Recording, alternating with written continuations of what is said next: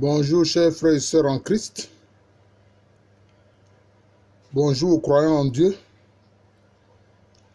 africains, noirs. N'écoutez pas ceux qui disent que le christianisme c'est une religion de blancs. C'est un gros mensonge. Ça ne correspond même pas aux faits historiques. Voilà. Les peuples slaves là, ils ont été christianisés par les frères Cyril et Méthode. Ils n'étaient pas chrétiens. D'ailleurs, c'est Cyril qui a mis en place l'écriture cyrillique à partir du noyau de la langue originelle qu'on appelle le slavon. Et puis les peuples celtes, notamment les Irlandais, ils ont été évangélisés par Saint Patrick. Donc ne les écoutez pas. Jésus n'était pas européen, ses 12 apôtres n'étaient pas européens. Voilà. La parole, la bonne nouvelle du salut de l'âme, des âmes humaines, c'est universel. Ce n'est pas lié à des blancs ou à je ne sais quoi d'autre. Voilà. Mais ce n'est pas l'objet de cette vidéo. Je vous salue à nouveau. Cette vidéo, c'est pour dire que, tout comme nous avons eu à dire que la foi chrétienne est christocentrique, c'est-à-dire elle est centrée autour de la personne de Jésus-Christ. Je voudrais dire aussi qu'elle est aussi à la fois pneumatocentrique, c'est-à-dire centrée autour de l'action du Saint-Esprit. Voyez-vous, c'est le Saint-Esprit qui, après l'ascension du Christ, poursuit sur terre l'œuvre du Christ. C'est pour ça que le Saint-Esprit est descendu. On appelle cela la Pentecôte, mais Pentecôte, ça veut dire simplement 50. C'est 50 jours. Voilà. 50 jours pour que le Saint-Esprit descende après la résurrection et l'ascension du Christ. Pourquoi est-ce qu'on dit que la foi chrétienne aussi pneumatocentrique?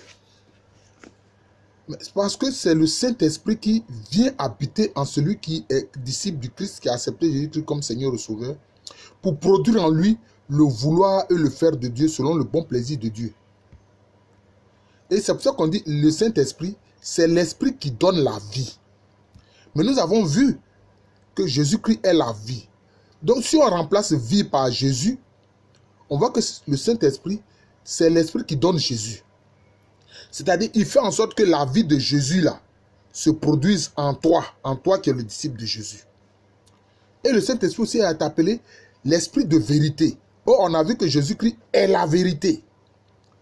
Donc, c'est le Saint-Esprit qui fait connaître Jésus. C'est à cause de ça que Jésus a dit, vous connaîtrez la vérité et vous serez libres. Voilà. Parce que c'est la connaissance de la vérité qui nous fait entrer dans la vérité, dans la connaissance. Voilà. C'est ça. Oh, le Saint-Esprit, c'est l'esprit de vérité. Le Saint-Esprit donc fait connaître les mystères du Christ, fait pénétrer les mystères du Christ. Et c'est le Saint-Esprit qui est l'esprit de communion du Père et du Fils, mais aussi de tous ceux qui croient en Jésus-Christ. Bon. Vous voyez que je parle du Père, du Fils, du Saint-Esprit. Vous voyez ma vidéo sur ce que je donne comme explication concernant la Sainte Trinité. Je ne veux pas revenir là-dessus. Et puis, il y a ce qu'on appelle les dons du Saint-Esprit. Il y en a 7. Donc vous voyez que vraiment, pour la vie chrétienne, le Saint-Esprit est au centre. Le Saint-Esprit, dans ces 7 dons-là, qu'est-ce qu'il donne? Il donne d'abord la sagesse. Et la sagesse divine, il s'agit de la sagesse divine. Il donne l'intelligence divine et il donne la science divine, ou qu'on appelle aussi la connaissance divine. Vous voyez? C'est le Saint-Esprit qui fait tout cela. Même quand on a prié, qu'on dit au nom de Jésus, mais c'est le Saint-Esprit qui l'accomplit.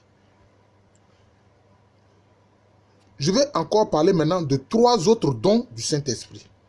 C'est la piété, c'est le fait de pousser le croyant à prier. C'est la foi. C'est le Saint-Esprit qui fait que Jésus étant la foi, il produit la foi de Jésus-Christ en toi pour que tu l'exprimes. Et puis aussi, il met en toi la crainte révérencieuse de Dieu. Cette crainte-là, ce n'est pas la peur. Non, non, non. Mais c'est le désir de ne pas vouloir faire quelque chose qui déplaît à Dieu. C'est ça cette crainte-là. Parce que en fait, là où il y a l'amour, il n'y a plus de crainte. Voilà. Là où il y a l'amour, il n'y a plus de crainte. Voilà. Parce que un enfant dans une maison qui a son père à côté de lui et un servant, un serviteur qui est là, qui a son maître à côté de lui, les deux obéissent. L'enfant obéit à son père. Le serviteur aussi obéit à son maître. Mais ils ne l'obéissent pas par rapport à la même idée qu'ils se font de lui. L'enfant, lui, il obéit à son père parce qu'il sait que son père l'aime et que lui aussi, il aime son père. Mais le serviteur, lui, il obéit à son maître par crainte. Parce qu'il sait que s'il ne fait pas ce que son maître lui dit, il va être puni. Donc vous voyez que ce n'est pas la même chose. Mais finalement, les deux obéissent. Voilà. Donc il y a cette crainte révérencieuse que le Saint-Esprit met en nous. Et c'est le Saint-Esprit qui nous convainc de péché et de vérité. Voilà. Si tu as fait quelque chose de mal là, c'est le Saint-Esprit qui te dit, hey, ce que tu as fait là, c'est pas bon. Répands-toi. Et puis c'est le Saint-Esprit, en fait, qui met en nous le don de la charité. Mais la charité, c'est quoi? C'est l'amour en action. C'est l'amour en action. Donc vous voyez, tout cela fait que vraiment le Saint-Esprit est au centre de la vie chrétienne. Donc la vie chrétienne aussi est pneumatocentrique, comme je l'ai dit. Ceux qui font cette étude-là, souvent, parlent de pneumatologie. Voilà, l'étude du Saint-Esprit. Mais le Saint-Esprit fait quoi? Le Saint-Esprit glorifie Jésus. Parce que quand on dit au nom de Jésus, le Saint-Esprit l'accomplit. Donc le Saint-Esprit glorifie Jésus. Et il rappelle les paroles de Jésus aux disciples. Pour ne pas que les disciples oublient ce que Jésus leur a donné comme enseignement. Voilà. Et j'ai dit, le Saint-Esprit convainc de péché et de vérité. Voilà. Et puis le Saint-Esprit, c'est le Seigneur qui donne la vie, donc qui donne Jésus. Voilà. C'est le Saint-Esprit qui fait entrer dans la vérité tout entière, de la vérité des mystères du Christ. Vous voyez, c'est le Saint-Esprit qui fait tout cela. C'est pour ça que le Saint-Esprit est aussi au centre de la vie chrétienne. Et le Saint-Esprit vient habiter en nous. Donc le Saint-Esprit, quand tu acceptes Jésus-Christ comme Seigneur et Sauveur, le Saint-Esprit vient habiter en toi. Et toi-même, que tu le saches ou pas, tu habites déjà dans le Saint-Esprit. Voilà. Et le Saint-Esprit fait en sorte que tu vis en Jésus et Jésus-Christ vit en toi. Et le Saint-Esprit fait en sorte que le Père Céleste même là, fait sa demeure en toi et toi aussi tu as ta demeure dans le Père Céleste. Voilà autant de choses que le Saint-Esprit fait. Un chrétien qui n'a pas le Saint-Esprit,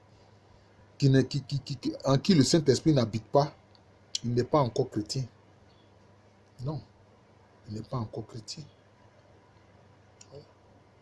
C'est pour ça que Paul avait demandé à certains convertis, avez-vous reçu le Saint-Esprit quand vous avez cru?